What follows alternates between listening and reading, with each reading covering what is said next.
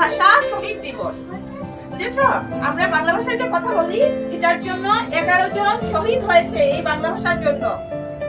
এই দেখো ফটোগুলো দেখো, এই দেখো ফটোগুলা, এই দেখো কমলা ভট্টাচার্য, শচীন্দ্রচন্দ্র পাল, সুনীল সরকার, সুকুমার পুরকায়স্থ, সত্যেন্দ্র দেব, সুজয় বিশ্বাস, কুমুদরঞ্জন দাস, তরুণীমোহন দেবনাথ, চন্দ্রচরণ সূত্রধর, বীরেন্দ্র সূত্রধর, কানাইলাল নিয়োগী।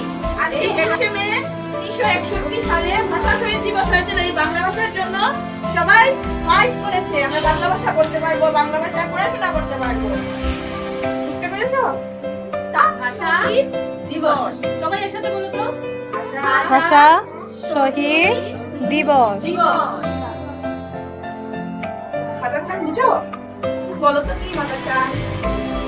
বলো তো মাদার টাং কি? আমরা কি ভাষায় কথা বলি? সবাই বলো সবাই বাংলা ভাষায় কথা বলি না? এই বাংলা ভাষার জন্যই আজকে ওরা শহীদ হয়েছে।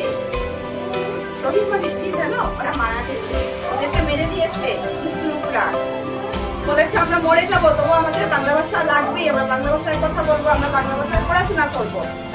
তার জন্য সবাই আজকে এই শহীদদের জন্য আমরা একটু চুপচাপ হয়ে কথা না বলে ওদেরকে একটু শ্রদ্ধাঞ্জলি দেবো, প্রণাম করবো।